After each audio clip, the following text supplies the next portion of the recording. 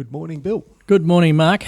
Weather looks okay because I'm getting a train at 4 o'clock today to go to the MCG. And why are you going there, Bill? I wonder why. I think there's a football game on. Yes, an important football game. And I'm just hoping that the rain stays away because I'm taking my grandson and I don't want to get wet. No. But, Mark, this morning we had an interesting morning. We had a breakfast with a group who we've been meeting with, a private group, for the last 14 years. Yep. And we've just had, in the last 2 months, Amir Kutub come and talk to the group about AI, because as the whole world is talking about AI, a lot of us don't know really how to use it, and so we're on a learning curve. And we learned a lot this morning. We sure did. And then, following that, here we are, we're back in the Baie Wines, Mark. We are. We've been here 3 times before, one for the Q Train, and did you see they won a major award They did. this week, which is great. Harvest Experience, Yep. which was another great local business. And, of course, June O'Brien. Now, if you're in tourism in the Baie Wines, you cannot know escape June. Yes, that's right. And she's a great lady. So where are we, Mark? So today we're sitting with Nadine Kutz. And Nadine, I know from the days when we ran the Ocean Grove Chalet, and we worked very closely with Nadine in putting bottles of wine in the rooms, and used to get great recommendations from people saying how good the wine was, and we knew it was good wine. And the wine is? The wine is Baie Wines. Yay! So welcome, Nadine. Welcome, Nadine. Thank you both to you, Mark and Bill, for inviting me to have a chat with you. I feel very, very honoured. No, we're on it. We look forward to this. So let's start at the beginning. Where was primary school, Nadine? Primary school was in a little-known town. I usually don't even bother to name it, called Nannup, over in Western Australia. So about 20 k's inland from Margaret River. I think the population of the town was about 1,000 at the time. So I completed year 1 to year 10 with the same 15 children. And then bussed for year 11 and 12 for an hour and a half either way to Busselton for the final years of high school. So now I know why you work in wine, because the water around Margaret River, no doubt, had wine in it. Yeah, that's right. It influenced you. Truth be told, I understood very little about wine and the wine industry back in those days. And I probably wouldn't have ever predicted that this is where I would find myself. So, but maybe it was in the water back then. Well, Nadine, that's why we're here today. We're talking about tipping points in your life, and life is full of tipping points. It most certainly is. There's So a lot of them. while you were at high school, sitting on the bus every day, Yes. what were you thinking of doing? What was your I want to be when I grow up? Oh, that's a good question. I actually, probably like most 16, 17-year-olds, had very little idea as to what I'd like to be. Well, perhaps not most. Some people, I think, have burning ambition from a very young age. I think that I was always destined to end up in a caring profession. For that period of time in my life, my mum was a nurse at the local hospital. My dad was a mechanic at the timber mill, but also was the voluntary ambulance driver. So often my dad would pick up the injured people and mum would patch them up. And more often than not, they would end up at our house, staying with us because they had nowhere else to go. And so I think it was very much embedded in me at that point, a sense of care and desire to look after the community that you are part of. Well, Nadine, that's a bit of deja vu, because during the war, I was born in Yarrawonga, at the end of the war, by the way, and my father was the volunteer ambulance driver. Ah, there you go. Yeah. And I do remember, about 1953 or about then, he would go out and pick up patients, and they'd be sitting in the ambulance at the back of the hotel we owned, waiting to drive them to Melbourne. And it's interesting because WA has a huge array of volunteer paramedics. Yes. Because my son, as you know, is over there as a paramedic, and he was just talking last night about volunteer paramedics driving in for 3 hours, doing a handover, and then having to drive all the way back. Yeah. So So, Nadine, when you finished school, you actually ended up at Curtin University. I How did did. that come about? which led to being a speech pathologist. That's correct. So I actually probably, again, tipping point, sliding doors. I applied at the end of year 12 to become a speech therapist or a speech and hearing science degree, never thinking that I would achieve the marks, and I did, which was a lovely surprise. And so I completed that degree. And then went into various, sort of roles within adolescent mental health, neuropsychology, disability services, and my own private practice for probably about the next 10 years. So if we jump back a step, what was the very first job you ever had? Well, if we jump back a step to the very first job, it was actually, I was self-employed and I ran a lawn mowing business. Entrepreneurship, there you go. From about the age of 15, I pushed my dad's mower around that tiny country town. I had posters up in the shops and around the school that I would do people's lawns for $20. So I pushed mowers around, my dad's mower, and he filled up the petrol for me. I didn't have to pay for that. My cost of sale was low, and that was probably my first ever job. And then I went on to lots of hospitality jobs throughout university, and then I had 2 jobs when I first graduated because I kind of took anything as a new graduate. So I worked in disabilities for young people and in a neuropsych unit as well. So how long were you running the speech pathology side? How long did you do that for? That was probably about 10 years. And by that stage, I'd moved to Melbourne and had opened a private practice here too, and was working on the adolescent inpatient unit at Monash Medical Centre. And that's a really demanding role. And I also had a private practice on the weekends. And I sold that private practice after a couple of years and signed a non-compete clause. And at that point, I decided that given I was unable to continue the private practice, that I would take a break from speech therapy altogether, and I took a job in pharmaceutical sales. So I went over and worked with Merck Sharp and Dome. I cried for the first 6 months of that job. I had gone from working collegially with medical professionals to arriving at a GP practice and then quickly flipping the close sign or calling out disdainfully that the rep was here. So that level of rejection taught me a whole new level of grit and determination. I can only feel sorry for you because I remember many years ago, I left the family business and then I thought I'd better go and learn how to do sales, become a sales rep and that. The very first job I applied for was medical sales rep. Of course, I didn't get it. But subsequently, only in recent times, I was called in to run a large medical practice in Melbourne with 8 doctors and 22 staff. And those poor medical reps, they'd be sitting there in the lunchroom. They would have gone to the cafe, bought lunch for everybody, and just sitting there waiting for a doctor to find time to come and talk to them. That was the world that I lived in. That is it, Bill. And I still sit in medical centres myself if I'm there for an appointment with my children and whatnot, and I see them walk in and I know the world that they're living in. So you escaped that? No, I actually doubled down in that. So 6 months I cried and then I got good at what I was doing and earned my right of entry, I think, proved my worth and my value, that I understood the clinical papers and the needs of whatever that GP practice required. A lot of those jobs are commission-based too, aren't they? No, it wasn't. There was commission if you achieve certain sales targets, but it was a trial by fire sales role. I reckon the toughest job going around. Yeah. I really do. So, and then I actually was successful enough in that role for a number of years. I actually became a state sales manager. Yeah. So then I managed a team of 10 sales representatives. And I intended to continue growing my career within the pharmaceutical industry. And then I found myself married and pregnant with a baby. So at 40 weeks pregnant, we moved to the Bellarine for a trial year.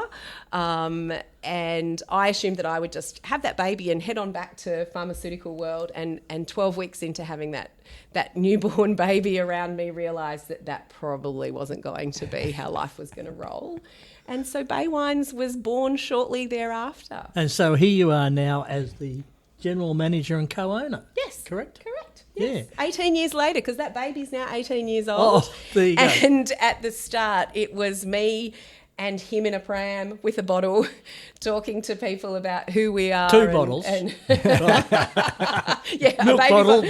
And I never got them confused. Talking to people about who we were and what we were trying to achieve. And at that time, we started producing. So that was 2007. We were probably producing about 200 cases. So it was tiny, tiny, tiny. The rest of the fruit from the vineyard that Simon, his mum and dad had planted was going up to some of the other bigger vineyards. And then fast forward 18 years, we max out the vineyard, we produce around 2,000 cases, depending on the yield each year, and we sell out within often 3 or 4 months. So what is not the formula, but why are you so successful in that you can sell everything you produce? That requires reflection on so many things. It's good wine, Bill. It's great wine. Well, that's a given. That's a point of entry, though. Good wine is the point of entry, and I'm so proud of the quality of our wine. I would say the answer to that is probably threefold. I would think first and foremost would be the people that we work with are exceptionally skilled. We have brilliant relationships with them, and that means that I get to do my job with a team that supports every single part of the business. So we use Robin Brockett from Scotchman, the chief winemaker at Scotchman's Hill, as our contract winemaker and have done for 18 years. And he cares about the quality of our wine as much as he does about his own. And he is more than open to any of my creative ideas about new wines and whatnot, and really works with me to develop wines that we want to see go into the market. I have a brilliant marketing team in Emily Kingston from Circus Media, and again have worked with her for probably over a decade now, and that relationship is excellent. Obviously, the excellence of the viticulture in terms of what Simon and his dad achieve in the vineyard. So I think great people, great relationships, and really working to maximise in those. any successful business, it's all about people, isn't it? It's the team. That's right. And, the other interesting thing is that I noticed, and you've got a great website. Thank you. And you talk about values. Yes, Yeah, that was going to be my second prong to why. Right. But that's important because a lot of people put values up. And they put signs on walls, and we've discussed this, Mark, haven't we, in the past? Times. Signs on walls become wallpaper. That's my expression. So tell us about your values, because it gets into the community, and you're big in the community as well. Yes. And I think that has probably been the guiding force since day dot, is understanding what those values are and actually living and breathing them. So certainly community has been a huge driving force for me. And when I speak about people, I certainly speak about the team behind Baie Wines, but there's also the people who actually support our wine too. And that includes both customers who choose to buy a bottle from our website or from a local wine store or have a glass at a restaurant. So they are people that, I look to support and engage and authentically connect with. So we've done a lot around how do we thank our community, and that's in initiatives like we have a website that actually has a rewards-based system. So if you purchase, you receive reward dollars back into your account as a thanks from us to put towards your next bottle of wine that you purchase. So there's a commitment to actually thanking people for supporting us. There certainly is a lot of collaboration with local businesses. So again, being able to lift another business up, and in turn they do the same for me. So this year we've had some amazing collaborations with the Geelong Flower Farm, with Lon Retreat, with the Queenscliff Bookshop, Jane Tuttle, who's doing some beautiful in-conversation author events. We've worked with Hamilton Hospitality to deliver beautiful rosé and masterclasses. And obviously our most recent collaboration with the Whiskery. So certainly collaboration with other businesses in the region brings such joy and brings, better services for all of our guests as well. So winery is still on the Bellarine? Yes. Yeah. And any expansion plans? Because you're landlocked or you're not landlocked? Yeah, no, not landlocked. So there's 20 acres under vine over on Simon's mum and dad's property. Yep. And then Simon and I have planted another 10 acres Wow. 2 years ago now, with plans to plant another 10 acres after that. But I tell you what, Mark, planting vineyards 20 years after the first one was planted feels different. I bet it does. And, hats off to Simon, who every post, every wire, every vine, that's his blood, sweat and tears. And when's it ready to pick? For yield, usually after about 3 years is probably your first smallish crop. So we're quite hopeful that this year we may see a crop off that, sort of that younger block. And what are you after? What wine? So that's Pinot Noir and Shiraz. We don't have Pinot Noir, Yep. so that's a little bit exciting to start actually having a little bit of that varietal available to us as well. To add to the mix. Yeah. That's really cool. Talking about adding to the mix, Mark, you've also, I notice, and what you read these days about the different consumer change of wine tastes. Yeah. And all of this. Now, you do have a product called Loom Wines. Yes. And they've got particular characteristics, but you're not a traditional red wine producer. You've actually got a great variety. Yeah, thank you. I mean, I always say, until we launched Loom last year, I always say we have 4 wines, which is actually a very small range for a winery. Some wineries can have 15 odd wines. But I'm like, we've got 4 wines and we do all 4 of them very well. So we do have a Shiraz in the mix. But yes, Loom was a kind of a 2-year labour of love, and that probably speaks to another value that we've had since the get-go, which is around innovation. So doing things differently in order to meet our community's needs. So what we found was that, I think I said to you before we started recording, was that I have often spoken at events and speak really openly, on socials and whatnot, about our belief around drink less, drink well, that people need to know how much of alcohol they're consuming, why they're consuming it, and being really clear about that within themselves. So in order to really back that philosophy, being able to bring either a no or low alcohol wine to our community was really important to me. So that was years of trialling lots of no alcohol wines, which I can confirm at the moment is probably not the direction that we were prepared to head in. We're not quite there with the technology of being able to achieve that. And working with Robin, as I said, our winemaker, we finally got to some technology called reverse osmosis that preserved taste and flavour, but we were able to reduce the alcohol by about 30% down to 7.9%, as opposed to a normal bottle of wine, which might be about 12.5%. So lighter in alcohol, lighter in calories.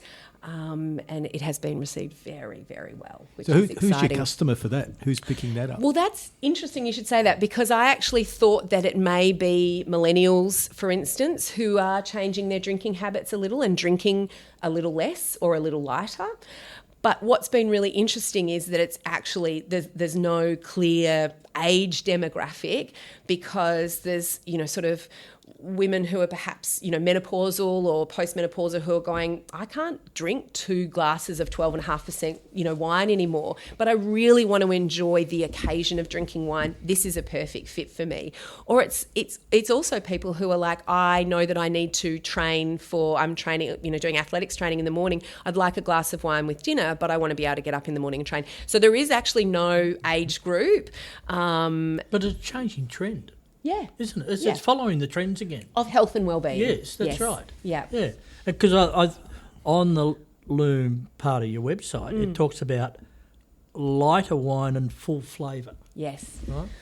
That was the reverse osmosis piece. Yeah. So we actually bought a machine across from South Australia, which was like $1 million machine that he towed on the back of a trailer. I felt very nervous about him staying in a Geelong hotel that night with it parked in the car park. A brilliant company, and they hooked up to our base wine of our base rosé and our base Pinot Gris and Sauvignon Blanc, and removed the alcohol permeate, reduced the alcohol in that and brought it back in, but without actually changing the flavour and the aroma. So it's brilliant that when I have got tasting experiences with people and they get to kind of really experience the fact that there's still some beautiful kind of notes on the nose. But what you do lose when you take out alcohol is a little bit of mouthfeel, because alcohol gives that texture. So it's a little bit lighter in mouthfeel is probably the only difference. Do I qualify for that category in that I did Dry July, but I drank Heineken Zero? Is that the same thing? It's kind of the same thing, but this still has 7%. So I feel like you might need to use one of your get-out-of-jail cards for this one. Yeah. So Nadine, how do people taste your wine? How do they get to find you? And That's a really good question. Well, speaking of, one of the most exciting things we're doing at the moment, which probably again lines up with that innovation piece, is we are doing this beautiful winery in residence collaboration with our friends at the Whiskery, where the founder and co-owner of the Whiskery, Russell, and myself have reimagined a silo that is on site there, which, because that property used to be an old chicken farm.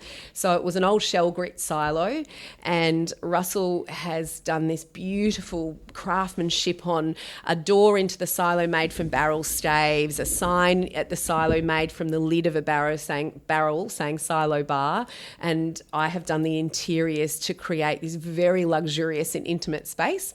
So we are booking on Saturdays groups of 10 to come into that silo and experience a really immersive time with me, going through our 6 wines, including the Loom wines that we spoke about, with match canapes from their very clever chef, Keegan, who has put his heart and soul into the wine and food matching.